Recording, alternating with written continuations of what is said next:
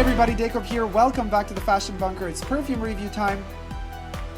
Promised long time ago, but finally the time has come. This little tiny vial of 15 milliliter spray is the eau de parfum of the Christian Dior New Look 1947. I ain't even going to come in close because this thing is so tiny. You can actually purchase them as tiny vials of 15 milliliter, just like Hermès does with their Hermès collection, which I think is super practical if you want to, try out new perfumes without having to buy their 125 or 225 or 455 milliliter bottles, which is a huge investment if, you're not going to use the perfume too much. I bought this like over a year ago and it's still, I don't use it that much. I only use it in springtime. I made, this entered in one of my favorites of the month rotation. Came out around 2010. François Demachy is the maker. So the Privé line has been renamed. So it's La Collection Couturier Parfumeur. Whatever. I have my issues with François Demachy. I have my issues not with the new stuff. Sorry, I have a little bit of a sore throat, so I have my tea.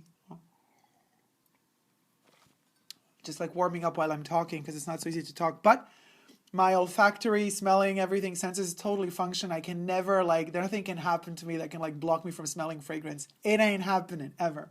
So I have my issues with him, especially when he reformulates pre-existent Dior perfumes. But when he makes his own, it's okay. And of course, let's spray this one on. Wait, do I have anything? Oh, no, I don't. Okay, so let's do that. Let's do that. I've started testing perfumes more like here in this area and there as well, because here they kind of burn in quickly and become more, I get the dry down faster. This one stays more in the top notes because there's less hormones there, there's less lymph nodes, lymph nodes, we don't have lymph nodes here really, but it's not like in this area, we have a lot of lymph nodes. But it kind of dries down slower here. So I get a different impression of the fragrance. I get different nuances according to where I spray it on my skin. And here it doesn't really attach to the skin as well as it does here. Anyway. Okay, very interesting. There's a lot of reminiscence of 80s and 90s fragrances when I smell New Look 1947. They do market it as a fragrance for ladies, but you know me, perfume is genderless. So we have benzoin in here. Let me see. Tuberose, peony, ylang ylang, rose, of course vanilla, jasmine, and iris. Dior wouldn't be Dior without the vanilla. And there's a lot of vanilla in all of Dior's. And it's really kind of starting to bug me. It makes every fragrance warmer than it perhaps should be. And I know Demachy loves his vanilla, but I'm not really a huge vanilla fan. I love the vanilla combined with the bitter almond and hypnotic poison. Gorgeous, to die for. Here, I'm liking the tuberose. I'm not really into the benzoin, I have to be honest. I smell the jasmine. Of course, I smell the vanilla. The iris. The iris is interesting here. Nothing tops Dior-wise. Nothing to me tops the quality and the intensity and the depth and just the dry beautifulness of the iris in not Cologne Blanche, in Bois d'Argent. The iris there is incredible. Here, the problem with this one, it's a little bit artificial in the opening. And but what is really good, as it dries down and as it mellows, it becomes more natural smelling. Now, the effect on my skin is that it kind of goes more natural. Whether or not it goes all natural on other skins, this I do not know. There is rose. There's a lot of flowers in here, but what is fascinating to me, and it's not that I'm a huge flower fan, but the vanilla, which is actually also flower, but you could also work with other parts of the vanilla plant to create the odor. But the vanilla and the benzoin, together with the peony, kind of, in my personal opinion, create the magic here and make it really fascinating perfume. I've said this in other videos where I mentioned New Look 1947. It smells like what Chanel Allure should have smelled like. Chanel Allure is a little bit too artificial. It's a bit aggressive on my skin. I can't really handle it very well, except for the hair mist, which really works well for me, and that's why that's the only Allure kind of fragrance that I have. Allure. I do have Allure Sensuelle, which is a different fragrance altogether. But This one is very reminiscent of Allure, and it seems as if though it had fixed what went wrong in Allure for my skin. I know a lot of people love Allure, but from Chanel, but so it has that combination of flowers that kind of is very elusive. And that's what I like about New Look 1947. It doesn't stick to one flower, really. It kind of keeps spinning them around, you know?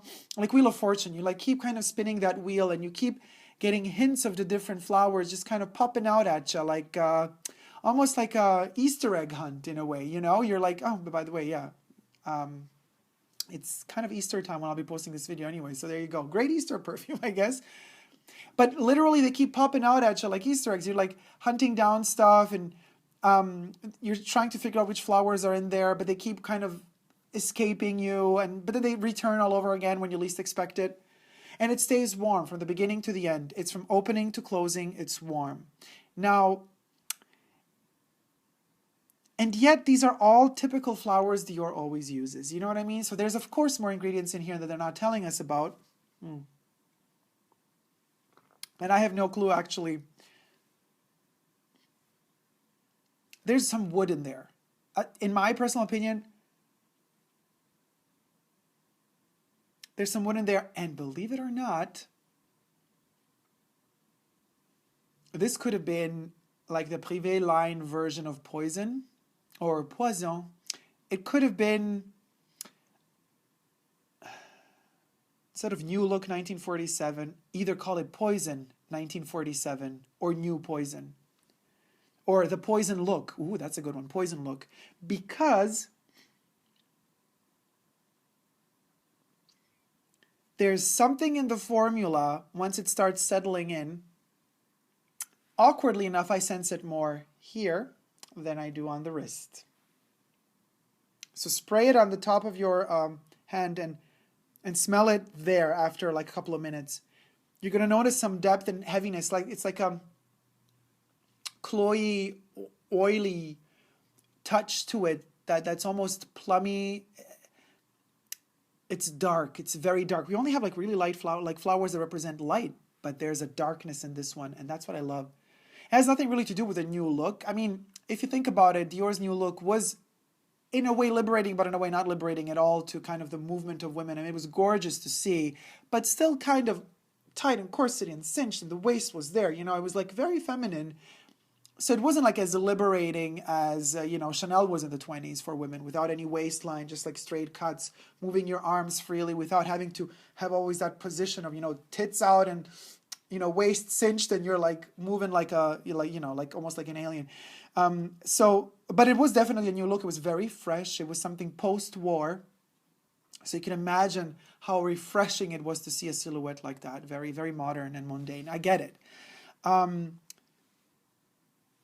So that's why the name of the fragrance it's kind of like an important time in the timeline of the creative kind of genius and life of the couturier Christian Dior. And yet there's darkness there. And I guess maybe the darkness is because still you're kind of restrained in the new look outfits. And a lot of the women, and I also envision this it's very, very, very cinematographic, very Hollywood. And yet, even though it's all supposed to be light and pinky, I envision a noir. You know, I envision some danger there. I envision this woman who's always composed, posture is perfect, body language says it all. She does not have one hair out of place. And, you know, she has the Hollywood eyes.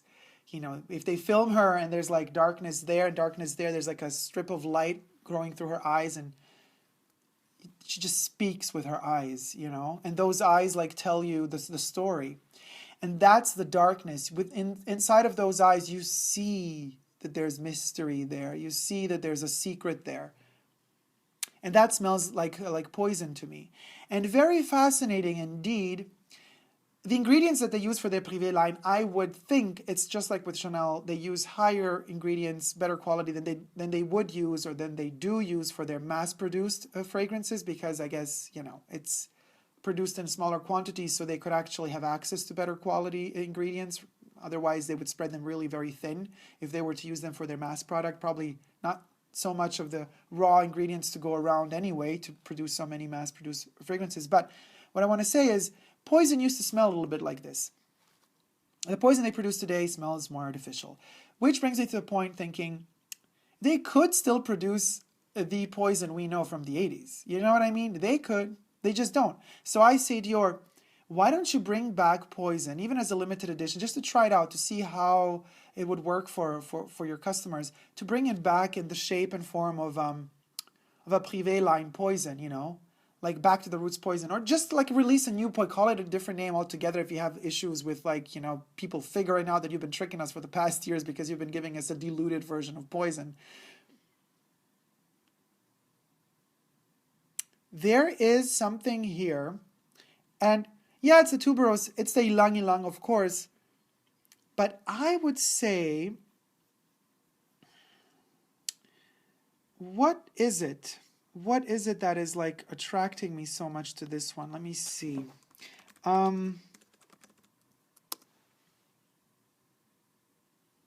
There's one ingredient in Poison that knocks me out, and I have to find it now because I'm not going to have peace if I don't. Oh God, what is it? Oh, don't you just love not knowing? Well, I hate it. And now I'm like, my brain is not working until I don't find what ingredient it is. So I've already mentioned the plum, and it's not the plum, but Poponyx. That's it. To me, there's a Poponyx in here. Plum or Poponyx combo, like the thing that made Poison so famous. It's there. So we're in this noir film, definitely, and she's blonde, or he, but he can be a she, that doesn't matter. The person is blonde, gorgeous eyes, and the movie's black and white, but whenever you get hints and whiffs of this smell, you get color.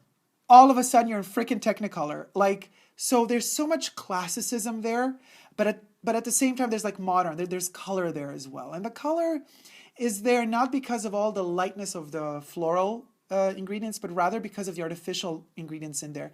The balance isn't the best, in my personal opinion, meaning I can sense the artificiality in here. It kind of bites me a little bit. It bites the back of my palate. I don't mind it. It makes it smell younger and fresher, but it's there, and I would have preferred it not to be there, but I can tolerate it. So this blonde person, you know, with the black stripe there and there, just like the eyes illuminated with gorgeous light, like walks in, and as this person walks into this bar, all of us sitting in the bar get a whiff of the fragrance, and all of a sudden it's all in color, it's all in Technicolor, and you are attracted to it. You're attracted to it, but with caution. It doesn't make me fall for that person relentlessly, or not relentlessly, without any inhibition, you know, without any guard. I keep my guard because that person is showing me that they are in control and that they are very calculative, and that lightness that they add in their fragrance and their aura is calculated too. To me, real true lightness and lightheartedness is a natural given. But if it smells like it's there with a purpose, that it's there like calculated, then I become cautious because I think to myself, why would you need to deliver something that is supposed to be natural and just there, and you're kind of concocting it artificially to make it seem as if it were there, which is a beautiful concept for a storyline for a movie, but in real life, it kind of causes a slight detachment, you know, like my perception of that person wearing this fragrance is caution. I would be like, smells sophisticated, smells clean, smells beautiful, but smells like danger. And that is very attractive, again, cinematographically speaking, but in real life, it might be a turnoff. I can see how that could be a turnoff. I do not get compliments when I wear this. However, what is really fascinating, people do stay close to me when I wear this, and they tend to be more silent. And again, I think it's that subconscious thing of caution. They're like more observant. They're more like they're listening rather than talking over. They kind of stay close, and then they just observe. It's a little bit, I'm wearing something on purpose like this today. because you see it's kind of like a zipped up hoodie. No, it's not a hoodie. There's no hoodie, but it's not a crew neck. It's just a zipped sweater. And you would think, oh, it's a regular Adidas thing, gray in the front, but there's something in the back. There's like the whole back is a Muppet, literally. It's completely furry and orange and like huge. So, and you could just see a little bit of it from the front. And you're thinking to yourself, wait, there's more to the picture. Do I really want to see what is there more to the picture or not? But the curiosity has been awoketh. So you stay close, you stay really close, and you want to know more. And so you start listening. So that's why I like this one, because it makes you listen. It makes you want to understand, even though there's that artificiality in there, because it makes you want to know, because in some fragrances, the artificial aspect of them just like kicks you out, and you just don't want to know anything more about it. You're just like, okay, I kind of get it, and I don't like it. Here, it's been balanced in a way that you want to know why it's there. You want to know the story of this artificial aspect of this femme fatale or homme fatale. Homme fatale, I don't think it was ever said that way, but we should start shooting movies with an homme fatale in it as well. You want to know more about this person fatale in that movie. Because it's not possible that somebody's so perfectly artificially constructed, And once they appear that way, typical classical Hollywood movies, where no hair is out of place, you fall for those people. You fall for that perfection. You want to, you'll never be that perfect, but you want to be that perfect. But you don't have a staff of 50 people working around you around the clock to make you look that perfect, and the right lighting to make you look that perfect, and the right post-production to make you look that perfect, and the right makeup to make you look that perfect. You know what I mean? But the illusion, once all these elements come together, and once it's all set in place, it just clicks, and bam, the illusion is ready. And the New Look 1947 is on stage, spotlights on, and the show begins. And when that show begins, you're happy.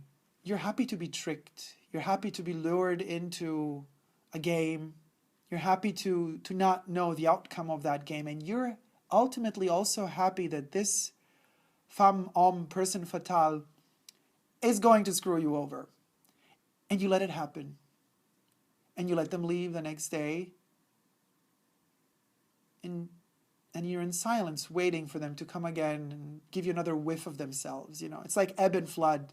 This fragrance, and it's so funny because when I envision this fragrance, I envision the person wearing it rather than the fragrance as something abstract. So I associate this definitely to a person. I don't know why. I don't know anybody from my people around me that wears this really, or do I? But nobody that I'm attracted to really. So in a way, I am envisioning something totally in my head, but I don't know why I'm attributing this fragrance to a specific person. Not, you know what I mean? Not to a specific person, but to a person. So to me, this goes hand in hand with a personality. The fragrance itself, a lot of Chanel is Exclusifs fragrances. I would just open the bottle, smell them out of the bottle a lot, just to reminisce. Not with Dior, not with this one. I don't smell it out of the bottle. It's either on the skin or I don't go for it. So it's really attached to a person, to skin, this fragrance. And so as that light hits the stage, and also what is fascinating, it's like a sort of a hidden confession. It's like this person has that spotlight on them and they're alone. It's like a solo, it's like a monologue on that stage. Something that maybe Jean Cocteau could have done. Except it's not like a love confession, but it's rather a confession of guilt. But guilt of passion, I think. Money could be involved too, but I think it's more about the passion. So it's definitely intriguing, and I want to smell more. But I would wear it to very special places, occasions where it's very dark. Maybe perhaps for some really special event going on. I don't know. Chateau Marmont. Chateau Marmont would be something interesting. Like this should be worn there. And I would love to smell this on a chick, on a woman. The busty woman and the high heels, lacquer, black pumps. A bit rockabilly-esque, a little bit Betty Page going on there as well. Yes, this definitely works for that. Blood red lipstick. Corset, cinched waist, And black hair, black as the night. Flowy, no hair out of place. And there's drama, and there's mystery, and there's murder in the air. So guys, that's the New Look 1947 review, and that's the vision that it kind of gives me every time I smell it. And to handle it, you need to have that right character. And I guess, I'm not always in the mood to smell that femme fatale, and when I am, I go for it. Thank you guys so much for watching. Let me know what you think about New Look 1947 in the comment section down below, and if you haven't already but wish to, do subscribe to my channel here on YouTube. I'm also on Instagram, Facebook, and Twitter. No matter how dangerous the fragrance is or the person wearing it is, we're strong. We never give up on love, which means we overcome the difficulty. Thank you guys so much for watching. See you soon. Take care. Bye.